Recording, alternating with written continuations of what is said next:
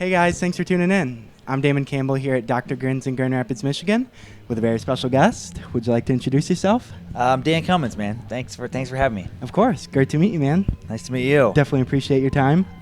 Now, you've been at this for quite a while. And yeah, a long time. Specifically, I understand it all goes back to August 3rd of 2000? Yeah, man. That's right. First open mic. So, yeah, over 18 years ago. It's been a while. At the season ticket? Yeah, man. Good memory. Season ticket at the Spokane what was it called? Brick Wall Comedy Club? I don't know. Was it Laughs? It's in Spokane. Oh, that's right. It was Laughs. Okay. I have a terrible memory. That's right. It was called Laughs, and it was inside of a sports bar called the Season Ticket. Yeah. That's great. Yeah. It was Pam who let you perform? Oh, man. You really did your research. Yeah, I forgot about Pam. But, yes, there was a lady comic named Pam, and I wish I could remember her last name because I don't know whatever happened to her, who ran the open mic. I think after a couple years after I started, she went to LA. I heard to go into writing, but I've never heard of her since. So I don't know. Yeah. If you're out there, Pam, what are you up to? Yeah, for sure. Yeah. Shout out to Pam. Shout out to Pam. And even though it was a sports bar, it sounds like you want to be careful talking about sports during your act, since it had upset the crowd so much at the Cleveland Improv that security insisted on walking you to your car. Yeah, that's right. That was a funny story too. I love hearing the show starting out, man. That's right. I don't know. For whatever reason, for a while, I went through a phase of just kind of like giving the audience. Well, I guess I still give the audience shit. I mean, even last night it was the Thursday night show was a smaller ticket price than the Saturday show. Sure. So I just it was like half. So I started the show telling the audience that I was going to give them half of Saturday's show. Right. That it's just going to be like a 50. I'm not going to phone it in, but I'm going to kind of phone it in. Course. But I just like to be ridiculous to start. Yeah. And so I was doing that in Cleveland and. I mean, at that point, a couple years ago, especially, the Cavaliers, it was before they really kind of had a little run with LeBron coming back before he left again. This was before the Indians had like a World Series caliber, team going, right. and the Browns were what the Browns have been for a long time. Yeah. And I just was, I think what happened was it was that. The Indians were in a one-game playoff for a wild card spot, and I was just, for whatever reason, I opened the show. I'm like, you guys aren't going to win, right? Yeah. Like just off the, but thinking they'd be a little playful, Yeah. and they got pissed, and then I just started going further with it, and they got more pissed. Oh, God. And then after the show, security was like, "We got to walk you to your car." And I'm like, "What are you talking about?" Right, and they're like, right. "No, they're like people left wanting to wait and fight you, like they were that angry." Yeah. Which I just don't understand because I've never been that. There is nothing you could say about any team in the world that would evoke any anger from me. Sure. I'd be like, all right, whatever. Yeah. Yeah. Well, and I bet you could have clocked anyone who came at you anyways, since if I'm not mistaken, you not only spent some time working at 24-Hour Fitness, but may have even picked up some pointers from the time that your dad was so ticked off. He got into a fight at a red light in Alaska. Well, my dad would handle himself better than I would probably. I've like sparred and stuff and like MMA type like classes, but like as an adult only in like a classroom setting. Yeah. I question my my instincts if shit went down and I Sure. really had to fight. I don't know. I don't trust my instincts. Right. My dad would. Oh yeah, my dad would have been fighting after the show Yeah. for sure. Was there a particular incident in Alaska at like a red light or something? Yeah, he beat some. Yeah, he's got a fight with some guy at a red light because the guy flipped him off. That's one of my earliest memories of my dad is watching him punch somebody. And then years later, I remember working with a guy in a construction site, and who told me that it was funny working for my dad because my dad had beat him up years ago over some little fights. Right. And then I talked to my dad, and my dad pointed out that he'd actually beat him up twice. Oh my God! Yeah. So Kinda yeah, one-upped different it era. there. Yeah, for different sure. era. Yeah. Was there also a time, or perhaps even that same night in Cleveland, when someone charged at you with a broken bottle? That was in Spokane. Wow. Early on, and that one was in a bad neighborhood called Hilliard of Spokane. That was worse at that time. Right. And it was some open mic. It was at a bar called the Lucky Penny or the Lil Penny. I don't even know if it's still around. Okay. But we were doing an open mic, just amateur night, and some guy was like, "Hey man, shut up!" Like just kind of to the comics in general. Yeah. And then I went on stage and he was like, "Hey man, but seriously, shut up! I'm trying to talk." That was what's funny to me. He goes, "I'm trying to talk," and I'm like, "Okay, but we're also trying to talk Right. into a microphone for this." And he just got really pissed, and he was like, seriously, shut the fuck up. I'm trying to talk. And then and then I was like, I was just kind of stunned. I was like, dude, what are you doing? Yeah. I'm like, we're here for comedy. Right. But it was like his neighborhood bar. It was just a bad idea to do comedy there. Sure. And he broke a bottle, started to come for me. And then I think the guy running the open mic was the one who intervened. But I found out afterwards that guy had just gotten out of jail. Yeah. It's like what the bartender said for assault. Oh, so he was like, he wasn't playing. Right. Yeah, like he was going to come fuck me up because he didn't like what I was saying into a microphone. Sounds like you may have dodged a bullet there. Yes. I never went back to that place. Yeah, I don't never blame went back. Yeah. Well, and you've received an outpour of support as well, however, as you continue to shatter expectations. Pretty much a sold-out weekend here, for example. Yeah, man, it's nice. But the first person to spot your comedic talents was Kim Dodd. Oh, Kim Dowdy. How was that? Yeah, it's a weird spelling. Miss Williamson's class? Mm-hmm. Yeah, 3rd grade, man. She thought I was funny. I thought she was cute, and that was it. You know? Be funny to impress cute girls. What was the scenario? I don't remember specifically what I said to impress her. Well, there was one thing I said to the teacher in the class that was funny when they were asking about class pets. And they were saying, does anybody have a pet? And I didn't have a pet at the time. But I just said, I got a cheetah under my sink. I don't know why I said that. Right. Why there would be a cheetah? Why I'd be under a sink? Right. It was just absurd, but people laughed, and I was like, oh, all right, cool. Yeah. And then, later at recess, I remember her telling me that that I could be like Bill Cosby. And that was before we know him as Bill Cosby of today. Sure, yeah. So that was not a way of her saying, like, oh, you could rape people. Correct. Yeah. And a common pet peeve of comedians is, of course, having to deal with hecklers. Yes. But I understand you used to do some heckling of your own towards Gonzaga's Paul Rogers. Oh, yeah. Yeah, so I guess to get some payback. That was before everybody loved the Zags basketball. And he was some big 7-foot center from Australia. And we would just, if I remember right, me and some friends, we just didn't like his attitude. Like, it was a small campus, so you'd see all the basketball players around. It wasn't like they were in some, special secluded part of campus or anything. And I guess just didn't like the guy.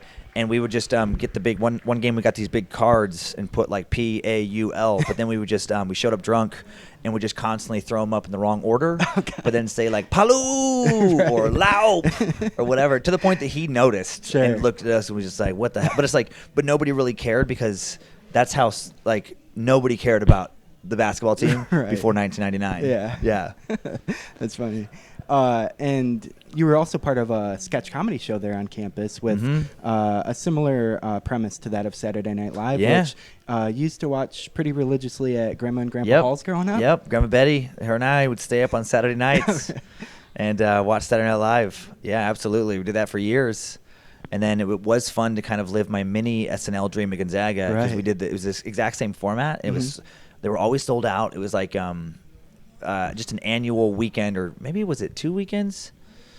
I think it was just one weekend. One or two, I guess doesn't really matter, but 1 or 2 weekends a year, and you would spend weeks preparing for it, but it was just, write these sketches, perform sketches, have a musical guest, whatever the hot campus band was at that time. Some known campus figure would be the host. Sure. And then we would just roast the school. It was fun. Hot campus band, did your band ever perform in it? Who's Lewis never did it. Nah. That was what you guys were called? We were called Who's Lewis, which sounds a lot like Huey Lewis. Sure. It was a bad call looking back. But our drummer, my buddy Dallas, his real name was Lewis. Oh, okay. And so we just thought, "Who's Lewis?" is funny. Like I think one of us was like, somebody called him Lewis, and one of us said like, "Who's Lewis?" Right. And then it stuck. Silly, but it was fun, man. It was a lot of fun. It was a lot of fun. And you'd incorporate characters into your early stand-up routines. One in particular being Pastor Terry. Who, I suppose you could have gotten some tips on how to portray from one of your grandpas who was a Pentecostal minister. Yep. Yeah, Grandpa Bill, Pastor Cummins, Bill Cummins would not have liked Pastor Terry. Oh, really? Pastor Terry was, I guess kind of like a lot of cult leaders, like perf. Pastor Terry was all about using the Lord to get in some panties. Okay, there you go. So he was a very sexual preacher. Yeah, that was a very early character. Yeah, sounds like it. Yeah. And you've also been quoted as saying that if you're a psychologically balanced, content human being, you're probably not doing stand-up comedy. Adding that it doesn't draw the mentally healthiest people. Can you elaborate? I mean, I forgot I said that, but yeah, I mean, I guess I would still agree with that. Where it's a weird, like, who do I think I am that people should listen to me? Right. Like that a whole room should be quiet and hear what I have to say. Like, where does that need come from? I think I feel like probably a better psychologically adjusted person just like has their job. They don't need to be the center of attention. Yeah. They can just, they enjoy what they do. They go home, they hang out with their fam, and like more of a quote unquote normal life. Right. Where I'm more attracted to chaos. But I'm a family guy too. It's a weird combo. Yeah. It's like I love my family life, love hanging out with my wife and kids, but also love just the chaos of the comedic life. Yeah, there's some balance there, it sounds like. Yeah, I need both. I need both. And this is coming from a former counselor, specifically at the CRC, Crisis Residential Center. That's right. Yeah, I was not cut out for counseling though. I just I don't have the empathy and patience. Really, yeah. I feel like necessary to be a truly good counselor, because at some point I would always get to this feeling of just fucking suck it up, man. Right. It's like, yeah, life's hard for Yeah. you. Life's hard for everybody. Why are you being such a fucking baby about it? When people get overly indulged as far as whiny and emotional, it just reaches a point where I can't take it anymore. Right. I couldn't, there's no way I could date somebody or be married to somebody who is emotionally fragile like that. Sure. It just, I can't do it. Life's hard. It's hard for everybody. Right.